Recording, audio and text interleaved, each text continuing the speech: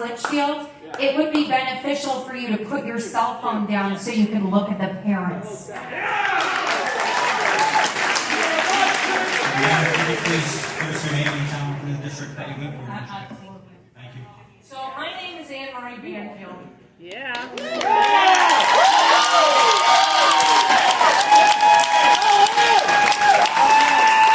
I live in Northampton. I had no intentions of speaking tonight, but as a parental rights advocate in New Hampshire, I've been asked by a few parents to speak on their behalf, actually several parents.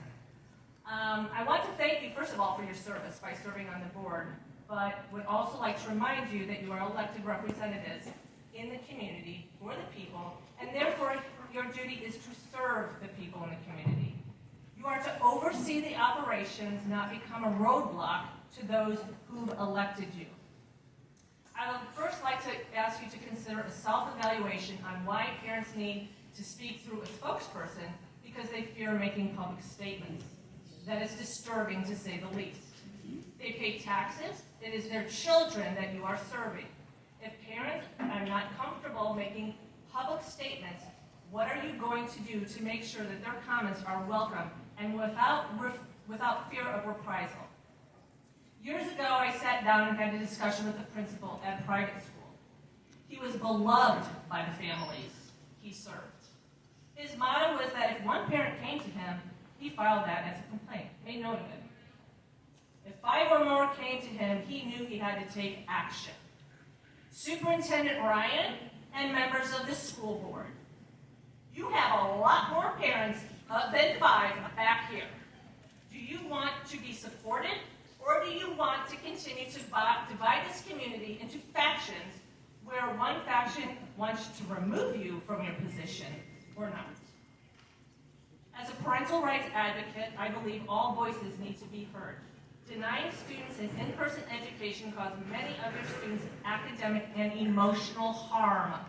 I use the term harm because I've engaged with these parents the last school year, and I've heard their stories. They know me, and I know them. When other districts were serving all of their families with in-person learning, some of the SAU 16 kids were home suffering.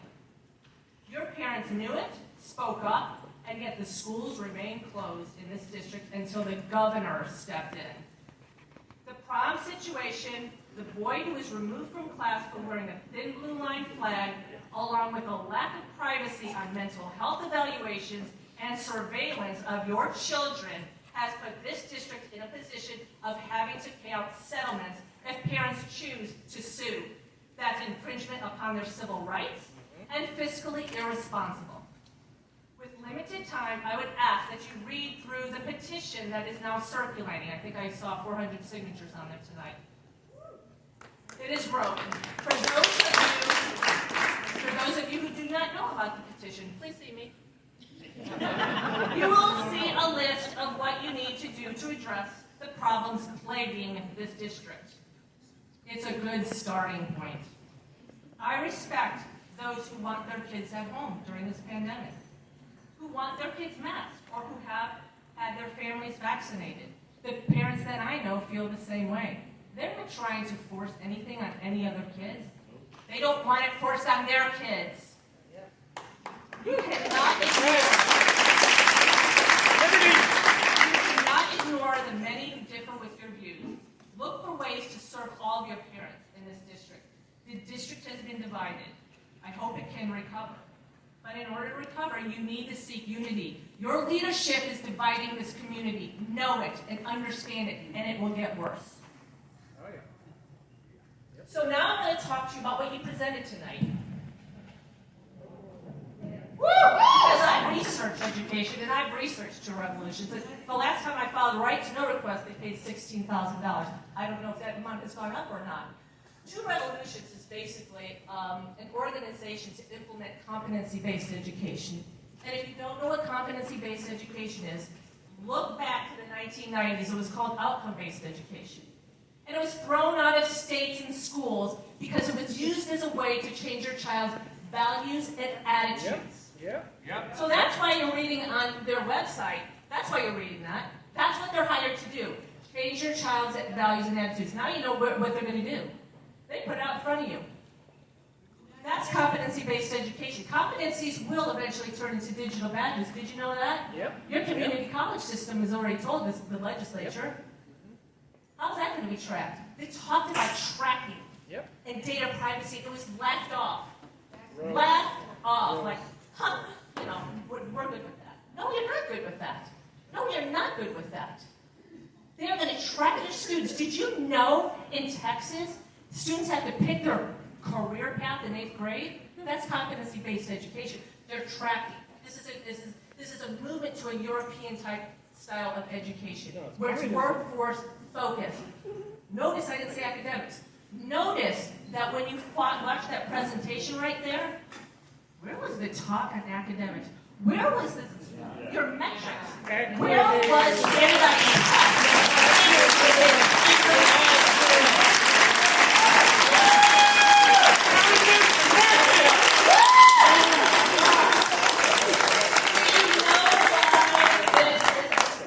just so you know why this is being done, if they're focusing on everything else but proficiency, then maybe you won't focus on proficiency. If your kids don't know the basics, well, you know what? But hey, they're doing this. They have the right attitude on diversity, equity, and inclusion. And believe me, I share that man's views. It is very important to support minorities and to support a good academic education in history, slavery, racism. It's all important. Nobody disagrees with that. But your competencies, and I've seen it through social emotional learning, they're going to assess. Where you do a competency, you have to assess it. So how's your child going to answer that question on what this company's doing? So what are they going to do? They're going to test you. They're going to assess you. And guess what? All of that was data collection. Massive amounts of data collection. Look at your policy. I sat on the Bedford task force to develop a policy for their students. A data privacy policy. I don't even think it was that great. You know, I tried. You're one person when you're on these task forces. And, you know, you do what you can. But let me tell you something. Competencies go to your colleges. That when your students apply to college, your students' competencies go to those colleges. The digital badges. Be very careful. If they're going to do something like this, oh no, you need to have a policy in place. FERPA was gutted. That is this federal Student Privacy Act. That was gutted. So all of their data can go and leave the district if they call themselves a researcher. That was gutted. And it's worse than that. So there's a lot of other folks in for public input, and you've had the floor for almost 8 minutes. I'm just respectfully asking something about some of the I certainly recognize. I appreciate your courtesy to this. I just wanted to make sure that I covered everything. Take your time. When they say they collected anonymously, as was stated earlier, your kids each have a unique pupil identifier number. Did you know that the state has a longitudinal database? Did you know that when we set up the longitudinal database, because it's federal law that they can't set up a massive database, each state set one up separately, but they're all the same. So they're all interconnected. Yeah, but you didn't know that. I bet you that hasn't been shared with you guys either, as school board members. Isn't it funny the stuff that you have to hear from me? This is stuff that your superintendent should be telling you. Why do I have to tell school board members and your parents about the importance of data privacy where this is concerned? You rather put the race there. Exactly. Exactly. Check your offer for this program. Throw it out.